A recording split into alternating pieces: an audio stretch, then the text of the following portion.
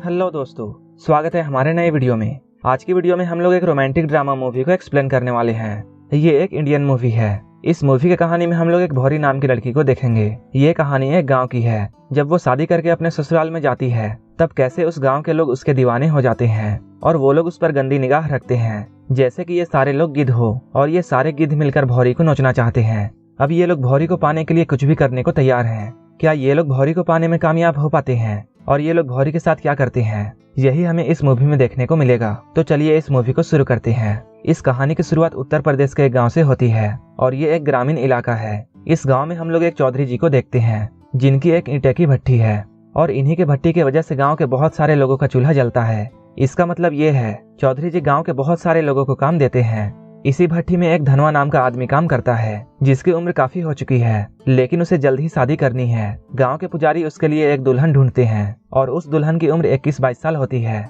जो कि देखने में बहुत सुंदर है और इस लड़की का नाम भौरी है। कोई भी आदमी भौरी से शादी नहीं करना चाहता है क्योंकि यहाँ के लोगों का मानना है कि भौरी अपशगुन है, क्योंकि जिन लड़कों से भी इसकी शादी पहले तय हुई थी उनकी किसी कारण से मौत हो जाती है। उन लड़कों की मौत किसी और कारण से हो रहा था, लेकिन इस गांव के लोग ज्यादा पढ़े लिखे नहीं होते हैं, इसलिए यहाँ के लोग अंधविश्वास में पड़ जाते हैं और ये लोग भौरी को इसका दोषी मानते हैं और उसे एक अपशगुन लड़की की नजर से देखा जाता है। क्योंकि धनवा को भी लड़की नहीं मिल रही थी, इसलिए पंडित जी धनवा और भौरी का विवाह करवा देते हैं। इनकी शादी में हम लोग 5 मुख्य लोगों को देखते हैं, जिनमें से सबसे पहले है चौधरी जी और इस गांव के बहुत सारे लोग इन्हीं की भट्टी में काम करते हैं। वहीं दूसरे का नाम है सोरेन, जो कि चौधरी जी के भट्टे का मैनेजर है और वही उनका सारा काम संभालता है, लेकिन ये मजदूरों के लिए बहुत कड़े कानून बनाता है और उनकी दिहाड़ी भी काट लेता है। इसके बाद हम लोग पंडित जी को देखते हैं, जो कि लोगों के सामने पंडित बनने का ढोंग करता है, लेकिन वो अंदर से 1 नंबर का अधर्मी है। वहीं हम लोग चौथे नंबर पर गाँव के लाला को देखते हैं, जिसकी निगाह हर औरत पर होती है। इन लोगों में से 5वां नंबर है एक डॉक्टर का, जो कि इस गाँव में लोगों का इलाज करता है, लेकिन वो इलाज के बहाने महिलाओं से गलत हरकत करता है। धनवा की शादी जब हो रही थी तभी चौधरी के 2 छोटे भाई उसके पास आते हैं और वो चौधरी से कहते हैं उनकी शादी अभी तक नहीं हुई है, उन्हें कब घोड़ी चढ़ने का मौका मिलेगा। तभी बसंती नाम की एक लड़की वहां से गुजर रही होती है, जिसकी दिमागी हालत ठीक नहीं थी। चौधरी के दोनों छोटे भाई उस लड़की की तरफ गंदी निगाह से देखते हैं। इधर हम लोग धनवा को देखते हैं, जो कि अपने दोस्त से बातें कर रहा होता है और वो अपनी शादी से बहुत खुश था क्योंकि फाइनली उसकी शादी हो गई थी, जिसकी उसे उम्मीद नहीं थी। इसके बाद हम लोग चौधरी के छोटे भाइयों को देखते हैं, जो कि उस लड़की का पीछा कर रहे होते हैं। वो लोग उस लड़की को पकड़ लेते हैं और उसके साथ गलत करते हैं। उसकी इज्जत से खेलने के बाद वो लोग उसे जान से मार देते हैं और उसकी लाश को नदी में फेंक देते हैं। गांव में जब उस लड़की की लाश मिलती है तब पुलिस यहाँ आ जाती है। इंस्पेक्टर सभी से पूछताछ करते हैं। ये पुलिस वाला काफी ईमानदार है। चौधरी के छोटे भाइयों को ऐसा लग रहा था जैसे वो क्राइम करके हमेशा की तरह इस बार भी बच जाएंगे। चौधरी जी अपने भाइयों का शुद्धिकरण कराने के लिए पंडित जी के पास लेकर जाते हैं, लेकिन उसी वक्त पुलिस भी यहाँ पहुँच जाती है। पुलिस इन दोनों को कुत्तों की तरह दौड़ाकर पकड़ लेती है। चौधरी जी पहले इंस्पेक्टर को डराने की कोशिश करते हैं। जब वो नहीं मानता है तब वो उसे पैसे देने की कोशिश करते हैं, लेकिन इंस्पेक्टर को इस बात से बहुत गुस्सा आ जाता है और वो चौधरी के सामने ही उसके भाइयों को मारने लगता है। इंस्पेक्टर चौधरी को धमकी देता है और उससे कहता है अगर तुझमें दम है तो तू अपने भाइयों का जमानत करा के दिखा। इसके बाद इंस्पेक्टर उन दोनों को थाने लेकर जाता है और वहाँ उनकी खूब खातिरदारी करता है। चौधरी जी का एक वकील पुलिस के पास आता है, लेकिन इंस्पेक्टर उसे डांटकर यहाँ से भगा देता है। इसके बाद चौधरी जी शहर के बहुत बड़े वकील के पास जाते हैं। वकील चौधरी को उसके भाई पर लगाए हुए धाराओं के बारे में बताता है और वो कहता है इसके लिए कम से कम 50,000 रुपए लगेंगे। वहीं दूसरी ओर हम लोग भौरी को देखते हैं, जिसके खूबसूरती के चर्चे पूरे गाँव में फैल चुके हैं। लोग भौरी को देखकर यही सोचते हैं कि इतनी खूबसूरत लड़की की शादी उस अधेड़ उम्र के आदमी से कैसे हो गई।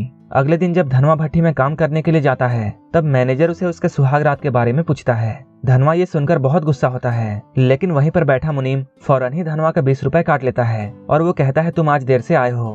कुछ पैसे लेकर धनवा जब लाला के पास जाता है तब लाला धनवा से ये कहता है तुम भौरी को मेरी दुकान पर भेज देना, मैं उसे फ्री में ही सामान दे दूंगा। और लाला यहाँ धनवा से पैसा लेना नहीं चाहता है, लेकिन धनवा उसे पैसा देता है क्योंकि उसे लाला के बारे में पता है। इधर डॉक्टर भी भौरी को देखने की नियत से उसके घर के आसपास चक्कर लगा रहा होता है। गांव के इन लोगों की हरकत से धनवा को बहुत गुस्सा आ रहा होता है। इधर लाला एक लड़की को कुछ पैसे देता है और उससे वो कहता है अगर तुम भौरी को मेरे पास ले आओगी तब मैं तुम्हें बहुत सारे पैसे दूंगा। वो लड़की भौरी के पास आकर उसे लाला का ऑफर सुनाती है, लेकिन भौरी उसे साफ तौर पर मना कर देती है। इधर भट्टी का मैनेजर भी धनवा को परेशान कर रहा होता है ताकि वो भौरी को एक बार के लिए उसके पास भेज दे। ये सारे पाखंडी लोग एक दूसरे के दोस्त थे। वहीं चौधरी जी बहुत परेशान थे कि वो अपने भाइयों के जमानत के लिए 50,000 रुपए कहाँ से लाए। तभी पंडित उसे एक आइडिया देता है और वो कहता है अगर वो मजदूरों के दिहाड़ी से रोज 30 रुपए काटे तब 50,000 रुपए एक महीने में जमा हो जाएंगे। दूसरे ही दिन मैनेजर मजदूरों के सामने ये ऐलान कर देता है, लेकिन मजदूर इसका विरोध करते हैं। लेकिन इस गांव में इस भट्टी के अलावा कोई भी रोजगार का जरिया नहीं था, इसलिए मैनेजर इन लोगों से कहता है जिन लोगों को भी काम यहाँ करना है उन्हें 30 रुपए देने होंगे और जिसे काम नहीं करना वो जा सकता है। ये सुनकर गांव के सारे मजदूर काम पर लग जाते हैं। इसके बाद मैनेजर धनवा के पास आता है और वो उसे कहता है अब तुम काम पर तभी आना जब तुम्हारी बीबी मेरे पास आएगी। धनवा को ये सुनकर बहुत गुस्सा आता है, लेकिन वो इन बदमाशों के सामने कुछ नहीं कर सकता था। धनवा अपने गुस्से को सहते हुए घर वापस आ जाता है। इधर हम लोग घर में देखते हैं धनवा के दोस्त के बेटे का तबीयत बहुत खराब होने लगता है। भौरी भी उस औरत के साथ क्लिनिक में आई होती है, लेकिन वो डॉक्टर भौरी के साथ बदतमीजी करने लगता है। डॉक्टर इन लोगों से कहता है इस बच्चे का इलाज करने के लिए मुझे महंगी वाली दवाई देनी होगी। दूसरे दिन जब भौरी उनके घर में जाती है तब वो देखती है उनका बच्चा बाहर खाट में लेटा हुआ है और उसके घर के अंदर से कुछ आवाजें आ रही थी। जब वो घर के अंदर झांक कर देखती है तब वो डॉक्टर और अपने दोस्त को पाती है, जहाँ डॉक्टर उसके इज्जत के साथ खेल रहा होता है। भौरी को ये देखकर बहुत बुरा लगता है। ये बात वो घर आकर धनवा को भी बताती है। तब धनवा उससे कहता है उसने कोई भी गलत काम नहीं किया है, बल्कि उसने अपने माँ होने का फर्ज अदा किया है। यहीं पर धनवा उसे मैनेजर के बारे में बताता है और वो कहता है सोरेन ने उसे काम से निकाल दिया है। उसने कहा है जब तक भौरी मेरे पास नहीं आएगी तब तक वो मुझे काम नहीं देगा। भौरी उससे कहती है भले ही हमारे पास पैसा नहीं है और चाहे हमें भूखा ही सोना पड़े, लेकिन मैं ऐसा घिनौना काम नहीं करूंगी क्योंकि मेरी शादी आपसे हुई है। अगले दिन धनवा चौधरी के पास जाता है ताकि वो अपने 7 दिन की बची हुई मजदूरी उससे मांग सके। चौधरी उससे कहता है भौरी को एक बार मेरे पास भेज दो, मैं तुम्हारी 7 दिन की मजदूरी उसे दे दूंगा। धनवा को ये बात सुनकर बहुत गुस्सा आता है और वो उसे एक तीखा जवाब देता है और धनवा उससे कहता है ऐसा करो आप ही चौधराइन को मेरे पास भेज दो, मैं अपनी 7 दिन की मजदूरी छोड़ दूंगा। ये सुनने के बाद चौधरी और उसके आदमी बहुत गुस्सा हो जाते हैं और चौधरी के लोग धनवा को बहुत मारते हैं। ये लोग धनवा को इतना मारते हैं कि उसे खून की उल्टियां होने लगती है और वो बहुत बीमार पड़ जाता है। धनवा की चोट को देखने के बाद डॉक्टर उसकी मरहम पट्टी कर देता है, लेकिन उसे बार बार खून की उल्टियां हो रही थी। इसे देखकर डॉक्टर इन लोगों से कहता है मामला बहुत गंभीर है और हमें धनवा का ब्लड टेस्ट करना होगा, इसके लिए हमें 600 रुपए की जरूरत है। डॉक्टर को यहाँ ऐसा लगता है जैसा उसने बच्चे के दवाई के लिए मालती को मजबूर किया था वो धनवा के दवाई के लिए भौरी को मजबूर कर देगा। लेकिन भौरी घर के अनाज को बेच देती है और वो धनवा के लिए पैसों का इंतजाम करती है। इधर लाला मौके का फायदा उठाता है और उससे बहुत कम कीमत पर अनाज खरीद लेता है। इसके बाद भौरी धनवा का इलाज करवाती है, लेकिन धनवा की सेहत में सुधार नहीं हो रहा था। इसके बाद वो पूजा के लिए पंडित जी के पास जाती है। पंडित भी उसे अपने साथ वो सब करने के लिए ऑफर देता है, लेकिन भौरी उसे साफ तौर पर मना कर देती है। इसके बाद ये सारे लोग एक जगह पर बैठकर प्लानिंग करते हैं। ये लोग सोच रहे थे कब भौरी इनके पास आएगी। इसके बाद डॉक्टर एक बहुत बड़ा गेम खेलता है और वो भरी पंचायत में ये ऐलान कर देता है कि धनवा का ब्लड टेस्ट का रिपोर्ट अभी अभी आया है और इस रिपोर्ट में ये है कि उसे एड्स है और धनवा की वजह से सारे गांव वालों को जान का खतरा है।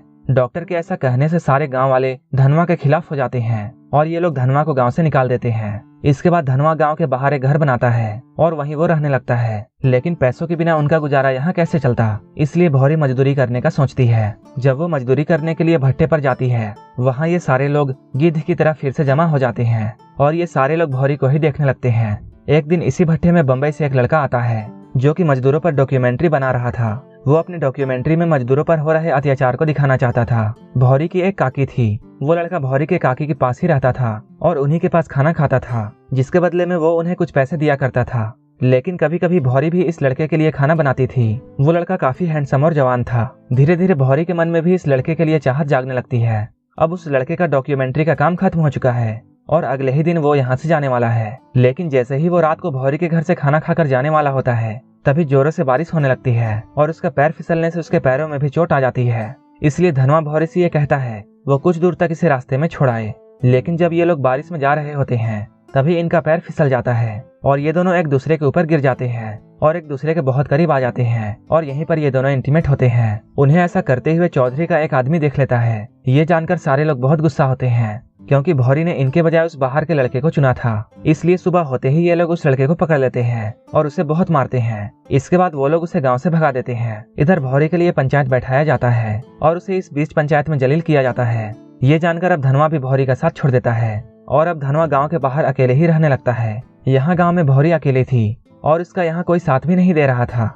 यहाँ तक कि उसका पति भी उसका साथ छोड़ चुका था। आखिर में भौरी हार मान जाती है और वो सोचती है अब वो वही बनेगी जो कि इस गांव के लोग उसे मानते हैं और जैसी निगाह से ये गांव वाले उसे देखते हैं, इसके बाद वो सारे पाखंडी लोगों को एक जगह बुलाती है और वो इन गिद्धों से खुद की बोली लगाने के लिए कहती है। जो सबसे ज्यादा बोली लगाएगा भौरी उसके साथ ही सोएगी। लाला यहाँ बहुत सारा पैसा देने के लिए तैयार हो जाता है और वो बहुत बड़ी बोली लगाता है। इसके बाद भौरी लाला के साथ चली जाती है। इसके बाद भौरी सारे लोगों के साथ ही ऐसा करती है। ये सारे पाखंडी लोग पैसा देकर भौरी के साथ एंजॉय करते हैं। जब बाकी गांव वालों को इसके बारे में पता चलता है तब गांव वाले भी पैसे देने के लिए तैयार हो जाते हैं। ऐसे करते हुए गांव के बहुत सारे आदमी यहाँ आते हैं और इस गांव के लगभग सभी लोग भौरी का भोग लगाते हैं। इधर धनवा इन सबसे अनजान गांव के बाहर पड़ा हुआ था। इधर हम लोग चौधरी को देखते हैं जो कि अपने वकील के साथ है। उसका वकील उसे बताता है इंस्पेक्टर उसके भाइयों का जमानत होने नहीं देगा। अगर वो बसंती के दादी के साथ समझौता कर लेते हैं तब ये केस रफा दफा हो जाएगा। इसके बाद चौधरी बसंती के दादी के पास जाता है। बसंती की दादी चौधरी से ये कहती है बसंती तुम्हारी ही नाजायज बेटी थी और तुम्हारे ही भाइयों ने उसके साथ ऐसा कर दिया और उसके साथ गलत करके उसे मार डाला। ये सुनकर चौधरी को बहुत बड़ा सदमा लगता है और टेंशन में उसकी मौत हो जाती है। इधर एक दिन डॉक्टर की बेटी की तबीयत बहुत खराब हो जाती है और कोई भी दवा उस पर असर नहीं कर रहा था। जब डॉक्टर अपनी बेटी का ब्लड टेस्ट करता है तब उसे पता चलता है कि उसकी बेटी को एड्स है। ये जानकर वो बहुत गुस्सा होता है और उसे पीटने लगता है। उसकी बेटी बताती है ये काम उसके कंपाउंडर ने ही किया है। इसके बाद वो अपने कंपाउंडर के पास जाता है और उसे पकड़कर पीटने लगता है। वो उससे पूछता है और वो किस किस के साथ सोया है। तब उसका कंपाउंडर उसे बताता है वो कुछ दिन पहले भौरी के साथ सोया था। ये सुनकर डॉक्टर के पैरों तले जमीन खिसक जाती है क्योंकि डॉक्टर ने भी भौरी के साथ बहुत मजे किए थे। अब इस गांव में बहुत सारे लोगों को एड्स हो चुका था। धीरे धीरे यहाँ के लोग मरने लगते हैं। जब ये बात मीडिया और सरकार के पास जाती है तब यहाँ के लगभग सारे लोगों का ब्लड टेस्ट कराया जाता है जिससे गांव के ज्यादातर लोग पॉजिटिव पाए जाते हैं। गांव के लोगों को ऐसा लगता है जैसे इस बीमारी का कारण धनवा है। ये सोचकर गांव के लोग उससे बहुत गुस्सा थे और वो लोग अब धनवा को मारना चाहते हैं, लेकिन इंस्पेक्टर बीच में आकर धनवा को बचा लेता है। इसके बाद जब धनवा का ब्लड टेस्ट कराया जाता है तब गांव वालों को ये पता चलता है कि धनवा HIV पॉजिटिव नहीं है बल्कि उसे एड्स नहीं है। और उस वक्त डॉक्टर ने गांव वालों को फर्जी रिपोर्ट दिखाई थी क्योंकि भौरी को ये बीमारी धनवा से नहीं हुई थी बल्कि उस शहर वाले लड़के से हुई थी। जब गांव वालों को इन पाखंडियों के बारे में पता चलता है तब गांव वाले इन लोगों को मारना चाहते हैं, लेकिन इंस्पेक्टर ऐसा करने से उन्हें रोकता है। गोली की आवाज सुनकर भौरी को ऐसा लगता है जैसे गांव वालों ने मिलकर धनवा को ही गोली मार दिया है, लेकिन वहीं पर दूसरा पुलिस वाला इन पाखंडियों को गांव वालों के हवाले कर देता है। गांव के लोग इन लोगों से बहुत परेशान थे और गांव वाले इन पाखंडियों पर टूट पड़ते हैं। इधर हम लोग धनवा को देखते हैं। अचानक उसे भौरी का ख्याल आता है और वो दौड़कर भौरी के पास जाता है, लेकिन जब तक वो घर पहुंचता है भौरी उसे हमेशा के लिए छोड़कर यहाँ से जा चुकी थी। ये देखकर धनवा सभी से कहता है भौरी को दुल्हन की तरह सजा दो क्योंकि आज उसकी अंतिम विदाई है। और ये मूवी यहीं पर खत्म हो जाती है। इस मूवी में समाज की बहुत सारी बुराइयों को दिखाया गया है, लेकिन बुराई कितना ही ताकतवर हो एक दिन वो सच्चाई के सामने हार ही जाता है। दोस्तों, अगर आपको ये मूवी अच्छी लगी हो तो एक लाइक जरूर कर देना और ऐसे ही मूवीज के लिए मेरे चैनल को जरूर सब्सक्राइब कर लेना। तो मिलते हैं हमारे नेक्स्ट वीडियो में।